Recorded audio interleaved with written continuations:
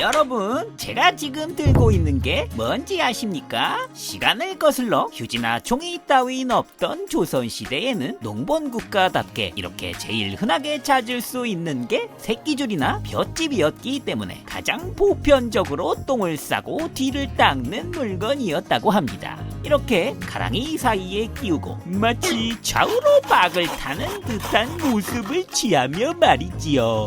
충격적이게도 이건 일회용이 아니었다고 하고요. 더 심한 건 때로는 이렇게 말뚝에 새끼줄을 길게 묶어 놓고 앞으로 걸어 나가는 방법도 있었다고 하는데요. 심지어 온 가족이 정답게 몇 번이고 문질러대는 일도 흔했다고 합니다.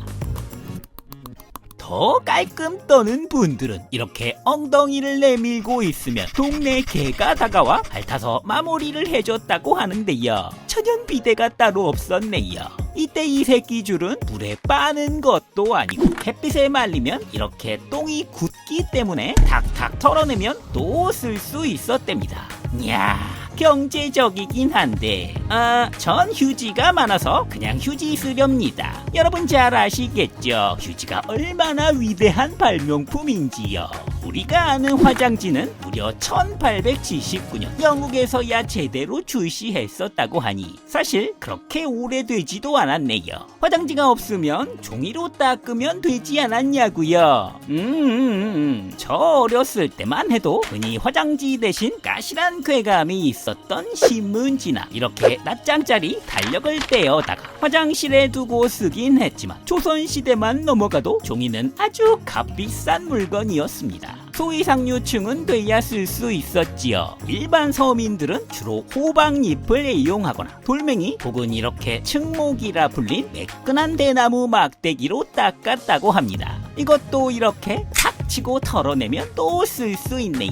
전 휴지 쓰겠습니다. 하나 여담으로 사막에서 살던 사람들은 이렇게 작은 돌들을 모아서 주머니에 넣고 다니다가 용변 후 닦는 걸로 사용했다고 합니다. 아니 그냥 주변에 돌로 닦으면 되지 않냐고요. 생각해 보십시오. 뜨거운 사막의 햇살 아래 달궈진 돌로 엉덩이를 닦았다가 얼마나 대참사가 일어날지 말입니다. 자, 그럼 시간을 거슬러 우리 고대 조상들은 어떻게 변을 처리했을까요? 먼저 삼국시대 정도의 요강 같은 것들이 발견됩니다. 백제 남자들이 휴대용 변기로 사용했다는 호자입니다. 이건 우리나라 최초의 휴대용 소변기로 기록된 유적입니다. 어떻게 사용하는지는 설명 안 해도 다 아실 것 같으니까 그냥 넘어가도록 하고요. 뭔가 동물 같은 해학적인 모습에 이렇게 들고 다니기 편하게 손잡이도 있었다고 합니다. 여성용 요강 변기는 이렇게 앞부분이 높고 뒤에는 낮아서 편하게 걸터 앉아서 용변을 보고는 이렇게 편리하게 손잡이를 잡고선 밭에 거름으로 부어주었다고 합니다. 무슨 이케아 가구 같습니다. 실용성 굿이네요. 옆에 이웃이었던 신라에서 노두돌이라고 해서 나름 귀족 여인들이 사용했을 걸로 추정되는 우리나라 최초의 수세식 화장실도 발견되었습니다. 이렇게 삼국시대엔 특히나 백제의 화장실 유물이 많이 발견되었는데요. 무려 백제에선 단체용 공중 화장실도 발견되었습니다. 바로 왕궁리 화장실이었습니다. 길이만 10.4m에 깊이는 무려 1.8m. 이렇게 넓은 구덩이에 나무 널빤지들을 깔아놓고 여럿이서 사용했을 걸로 추정됩니다. 유럽 고대 화장실도 그러더니 칸막이 따위는 없는 정말 과감하고 거리낌 없는 문화였던 걸로 보입니다. 그리고는 이렇게 물 항아리에 나무 막대기를 여러 개 담가 놓고 뒷처리를 했다고 합니다. 우리의 카리스마 본좌이신 궁예 선생께서 말씀하신 그 똥막대기가 바로 이것이겠네요. 너희 똥막대기들이 쫓아오지를 못해. 여튼 왕궁리 화장실은 하루에 150여 명의 사람들이 썼을 걸로 보이는 만큼 이렇게 많은 사람들이 쓸 수 있던 건 나름 폐수시설도 있었기에 가능했다고 합니다. 새로 들어온 물이 오염된 물을 출수구로 빠져나가게 해서 마치 현대식 정화조와 비슷한 구조를 가졌다고 하니 이때 화장실은 고대 문명의 버금가는 문명으로 보이고요. 이렇게 동양에선 서양보다 빠르게 화장실이란 게 따로 존재했습니다. 하수 처리 시스템까지는 없었지만 대부분 농경사회였기에 변을 한 곳에 모아다가 필요로 쓰기 위해서였고요. 중국 한나라도 그랬고 우리도 똥돼지로 유명한 제주도에선 직간에 돼지들을 키우고 돼지 먹이로 변들을 사용하기도 했습니다. 지금이야 이 똥돼지는 사라졌지만 품종은 유지돼서 이 친구들이 지금의 흑돼지라 불린 특산물이 되었다죠. 괜히 맛있는 게 아니었네요. 이렇게 측간, 뒷간으로 불린 일반 화장실은 어느 정도 변이 가득 차게 되면 이렇게 똥찌개죠. 똥장군이라 불린 원통에 가득 담아서 밭에 필요로 뿌리곤 했답니다. 일반 서민들은 이랬고 그럼 조선 궁궐로 가볼까요? 조선시대 왕들은 따로 화장실을 쓰지 않았습니다. 대신 이름도 매혹적인 매화틀이라는 유강을 왕께 대령했습니다. 왕의 대변을 매화라고 불렀기 때문이라는데요. 매화틀을 대령하라. 라고 왕이 명하면 보기나인이라는 궁녀가 매화틀을 가져왔습니다. 어디 뭐하는 짓이야 이게 지금. 오지 말라고. 죽여주시옵소서. 죽이긴데 널 왜 죽여. 왕이 볼일을 보고 나면 명주천으로 왕의 뒤를 닦아 주었다고 합니다.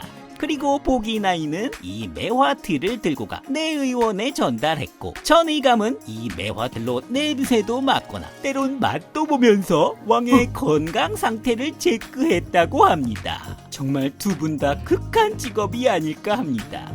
물론 왕이 화장실을 안 쓴 것일 뿐 궁 안엔 다수의 화장실들이 존재했다고 합니다. 이렇게 화장실 사용에 별 문제가 없었던 조선 후기에 드디어 문제가 발생합니다. 바로 영조 시절 10만이었던 한양의 인구가 2배인 20만 명을 넘어섰기 때문이었죠. 그나마 시골에선 필요로 놔뒀었지만 도성 내에선 법적으로 농사를 못 짓게 했으니 따로 분열을 벌이는 건 아주 번거로운 일 중에 하나가 되어버렸습니다. 정석은 마당에 편을 늘어놓고 잘 말려서 인근 밭에다 파는 거였다곤 하지만 시간도 오래 걸리고 장소도 모자라고 냄새도 나고 하니 사람들은 몰래 하천에다 편들을 투기하기가 부지기수였다고 합니다. 이를 매일같이 안타깝게 지켜봤던 조선의 실학자 박제가가 이렇게 말했다죠. 도성의 물맛이 짠 것은 함부로 내다버리는 똥 오줌 때문이다. 다리 밑을 보면 인분이 덕지 달라붙어서 큰 장마가 아니면 씻기질 않는다.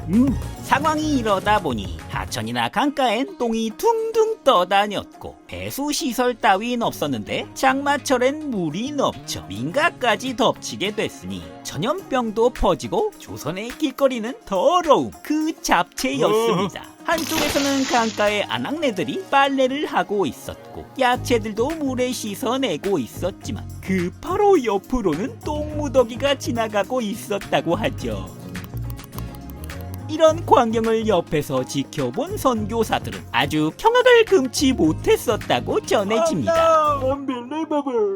그나마 거리에 똥개들이 상당수 이런 다수의 길거리 배변들을 처리해줬다고도 하는데요. 1894년 갑오개혁 이후에서야 조선 정부는 한양거리를 깨끗이 정비했고 법적으로 똥오줌도 길에 버리지 못하게 했으며 1904년엔 공중변소들도 만들어졌다고 합니다. 그리고 일제강점기가 지나고 산업화 시기가 돼서야 아파트도 지어지며 수세식 화장실이 제대로 보급되기 시작했죠. 역사를 공부하면 알수록 저는 현 시대에 살고 있는 걸 정말 다행이라고 생각합니다.